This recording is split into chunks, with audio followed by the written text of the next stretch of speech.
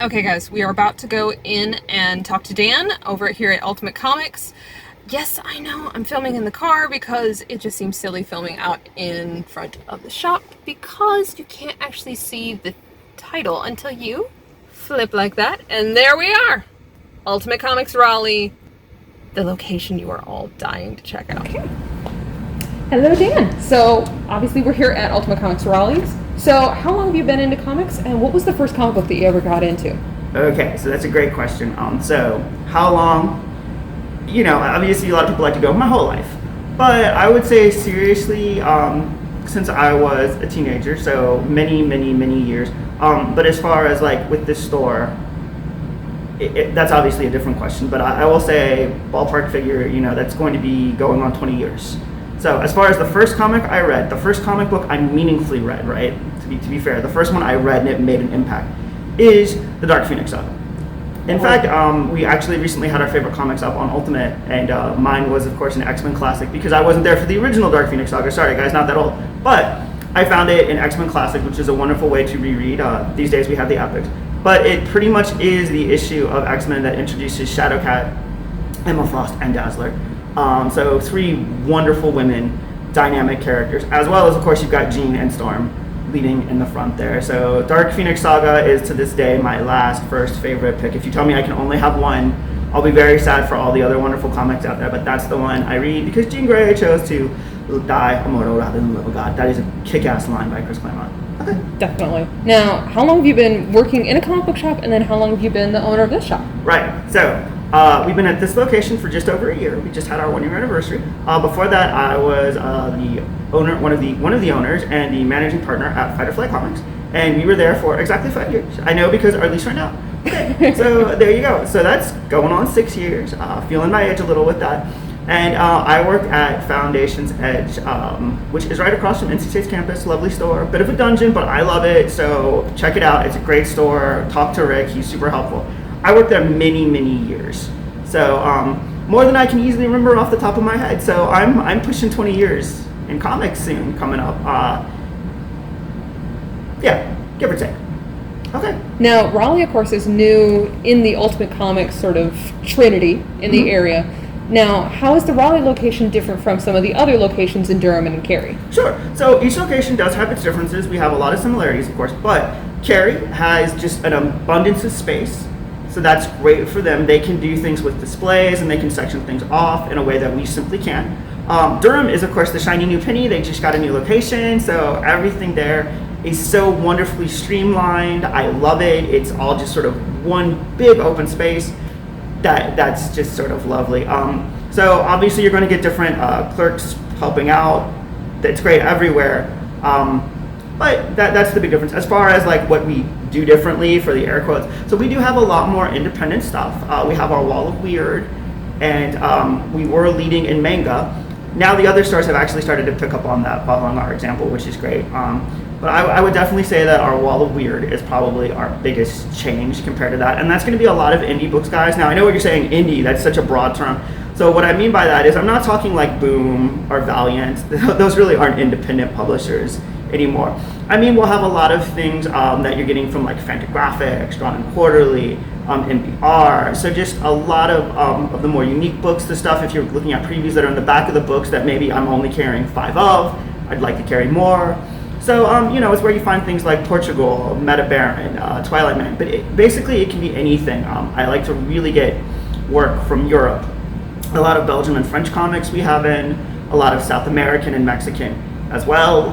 And it's where you'll find a lot of our not comics, if that makes sense, are not superhero comics that aren't still like Image or Boom, which are wonderful, but are very much mainstream these days, which is a great thing. So this is the Wall of Weird. Now, the Wall of Weird, of course, changes, so what makes this, of course, unique? Well, so we try to hold on to some of everything. So like you'll see, like if you look up right here, you get Stuck Rubber Baby. You're not going to find that in most other comic stores, no disrespect. I also have a lot of political mindsets, amazing things for humanoids, and we call it the Wall of Weird, but it's worth noting we actually have 3 large, heavy stacked shelves where when it comes off, it goes onto that. So we do tend to have a lot of it, but I mean, you'll get anything from like Japanese artists, super influenced. I'm gonna move this a little closer so you guys can see. So this is the Swamp, and I pronounce his name, but I know I'd run it. We do have a member on staff who speaks fluent Japanese, but it ain't me. But just, that's really great. You know, you've got Department of Mind-Blowing Theories, which is a lot of fun, a little more mainstream. But you'll get things like Phantom of the Louvre, which some people will say is an art book, not a comic book. Maybe they're right, but it's a lot of fun.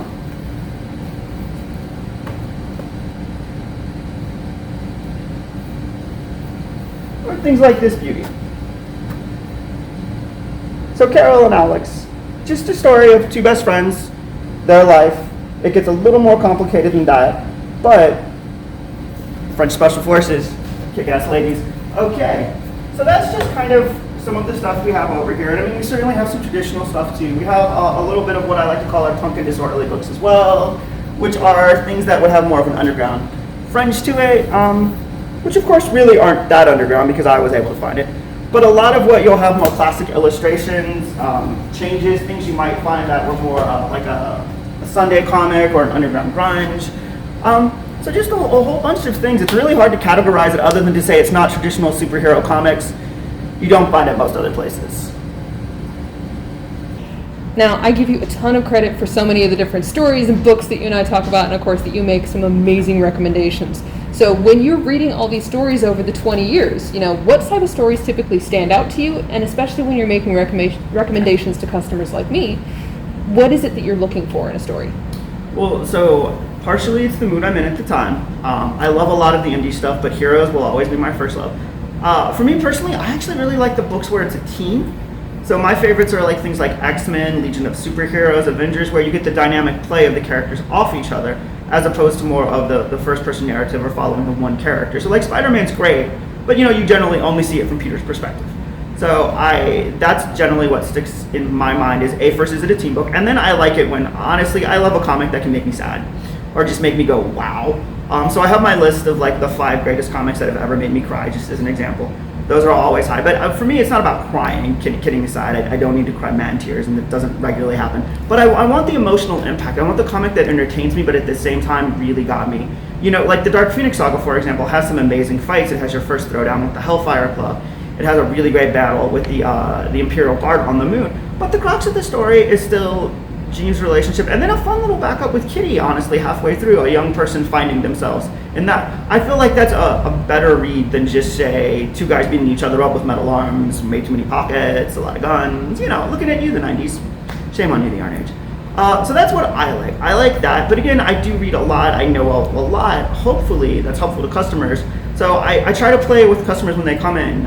If you come in, you know this. I ask you 5 questions based on when you ask for a recommendation. I always ask 5 particular questions because it just helps us narrow what we're doing. So, you know, the first one is usually superheroes, not superheroes, then it's team or individual, and then there it gets a little more specific based on how people answer. But for me, it's gotta really get the feels, which is, I'm sorry, it took a long time to say that, but again, it has to make me feel something while at the same time having a lot of gratuitous violence, because still a dude. Now, for Women's History Month, of course, you have some amazing titles that you would recommend. So for someone kind of coming in off the street, they ask you your 2 questions, they say, I want something amazing for Women's History Month.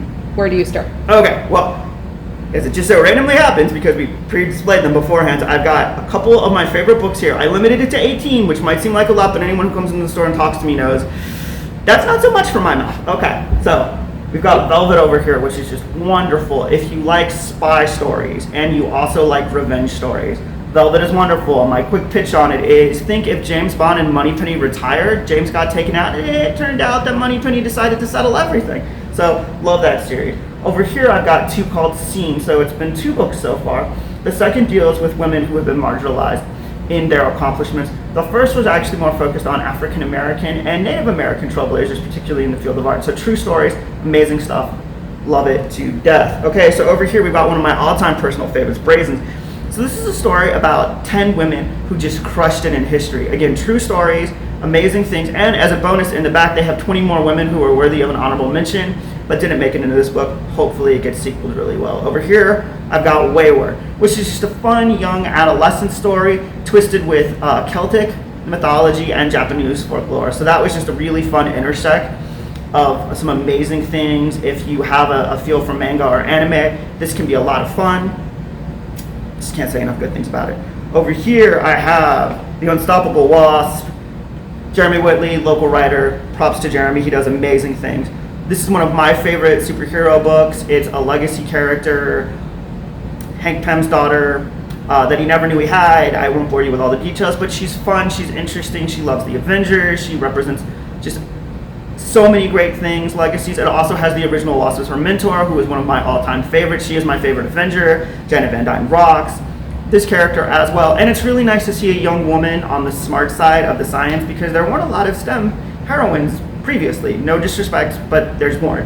Let's just acknowledge that and move on. Over here you got Wonder Woman. I mean, how can you go wrong with Wonder Woman? And so this one is actually my all-time favorite run of Wonder Woman is Greg Rucka.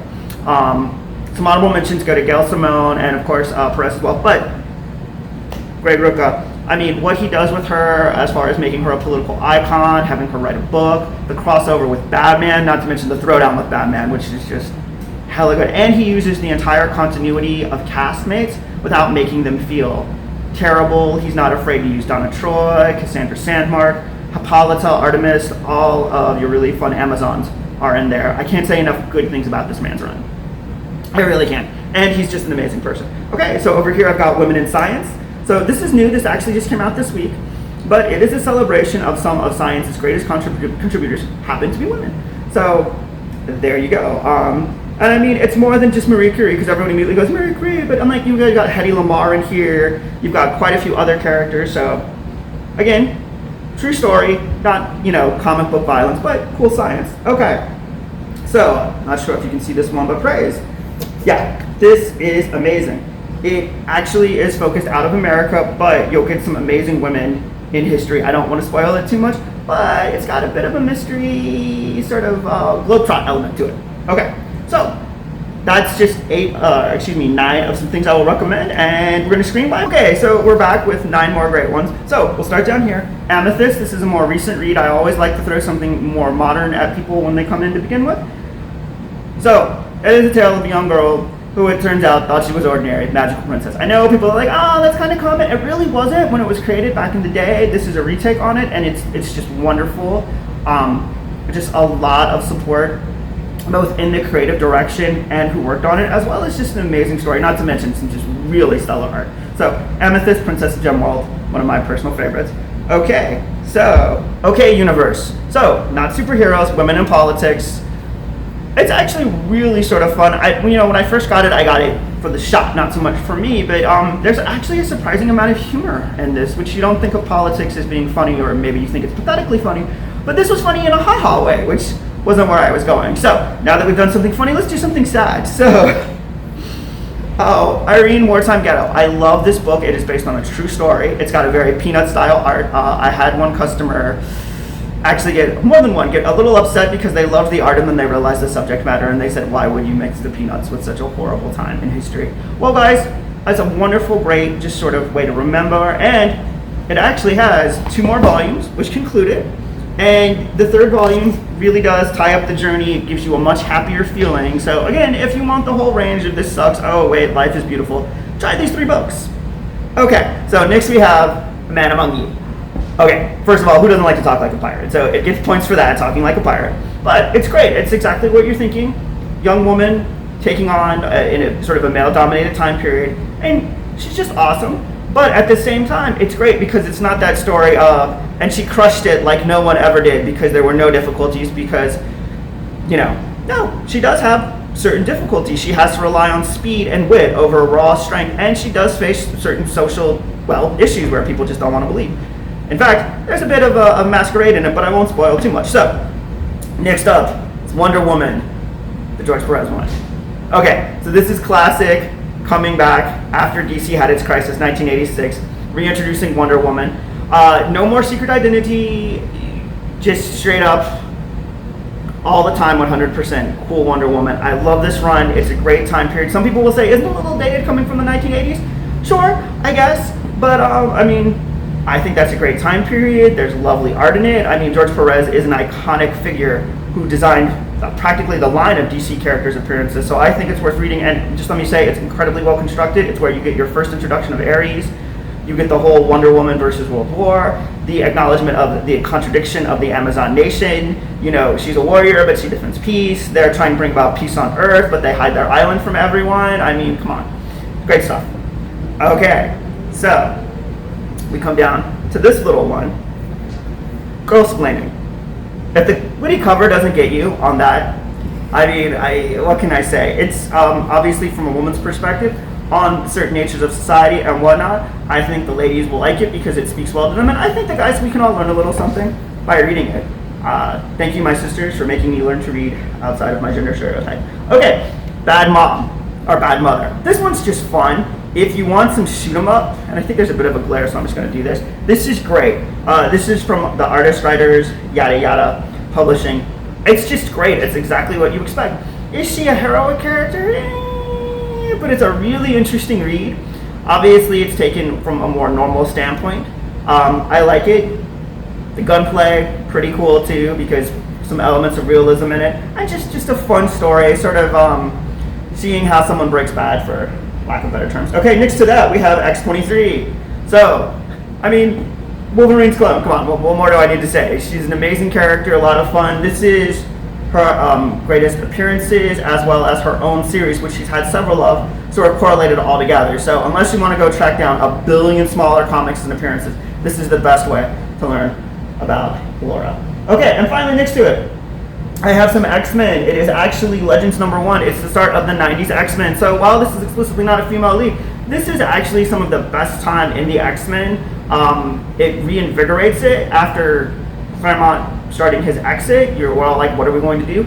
But this is actually a great time period in the book. It's where they really take on mutants as a prejudice head on. So if you like a story where discrimination is examined in a more realistic manner, despite, you know, some guy having optic glass, this is a lot of fun. It's also a time where you get a lot of women on the team just crushing it with how cool they are. Now, everyone, of course, is more interested in Wonder Woman, or at least paying more attention to Wonder Woman, thanks to the movie or enjoying both movies, depending on your perspective.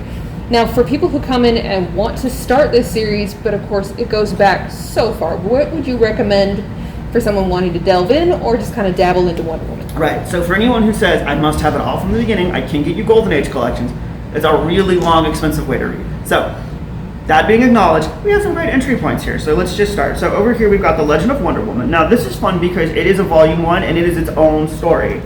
So, a lot of fun, beautiful art. And it's going to tell you sort of from a simple start period. It's pretty awesome.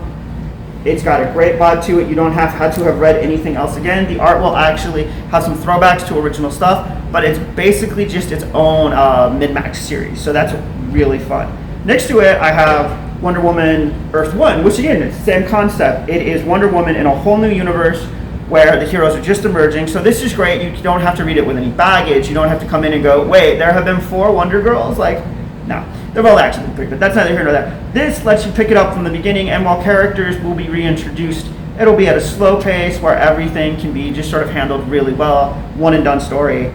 And there's more after that, but it's nice. Okay. So over here you get Wonder Woman Year 1, the Deluxe edition. So this is actually from the current ongoing series of Wonder Woman. But it's the first reset after the latest time hiccup, or actually one time hiccup ago, because now we're on another time hiccup with Wonder Woman herself actually fixed. Thank you, Diana F. Desmond-Scarra, for fixing all the time. Okay, so this is great. It's by Greg Rucka, and you might remember earlier in the video I said Greg Rucka has one of my favorite runs. This is actually his second run, and it is done in a different reintroduced continuity.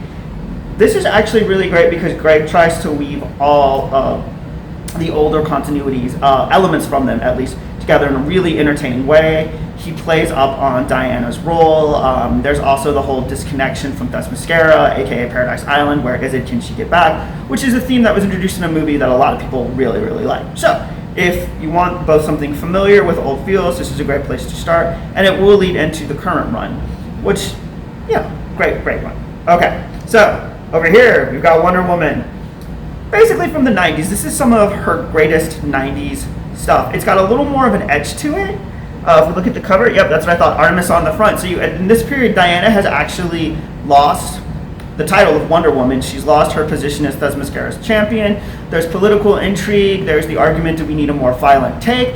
There's even a little bit of discussion of, hey, Diana, you didn't achieve world peace in man's world. Right, because that's something you should blame Diana for. Amazon's really. Get over your crazy self. But this examines it all, and it makes Wonder Woman take a fun look at who she is and what she believes. And that was one of the first times that was done, at least for a while, in that run.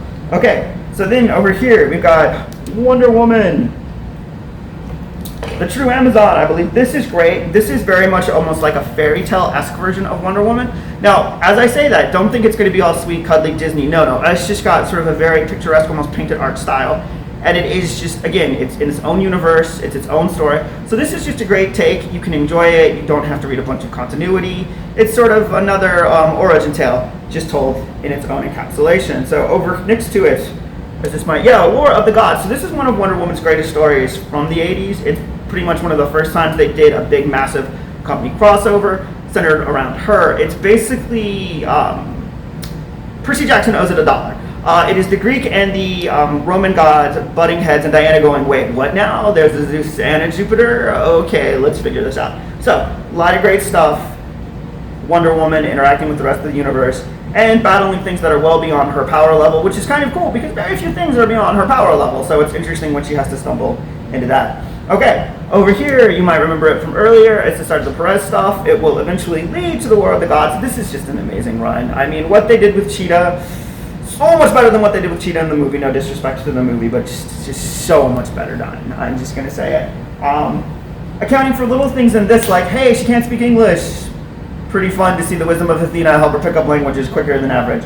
Okay, next to that, we've got some more 90s Wonder Woman.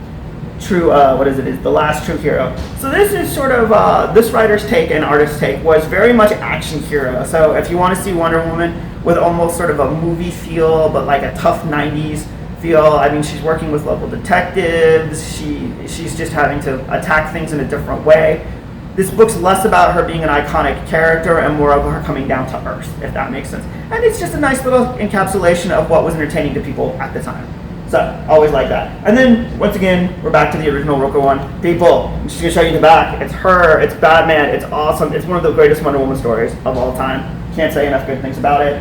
You get to team up with Wonder Woman and Batman. A little bit of anger on both sides. You even get Nightwing and Donna Troy. You get Tim Drake Robin and Cassandra Cain Wonder Girl. Alas, we didn't get an Artemis Jason Todd, but we did get an Artemis Huntress moment, which is still a lot of fun. Okay, so that's what I would recommend for Wonder Woman. She's one of my personal faves. Just a great character all around. So I just wanted to thank Dan, of course, for all your time. If you want to find any of these amazing titles, who has all the amazing stories and knows how to make some amazing recommendations, come here to Ultimate Comics Raleigh, and they will be here. Staff is amazing, and they have some amazing things to find. Thank you so much.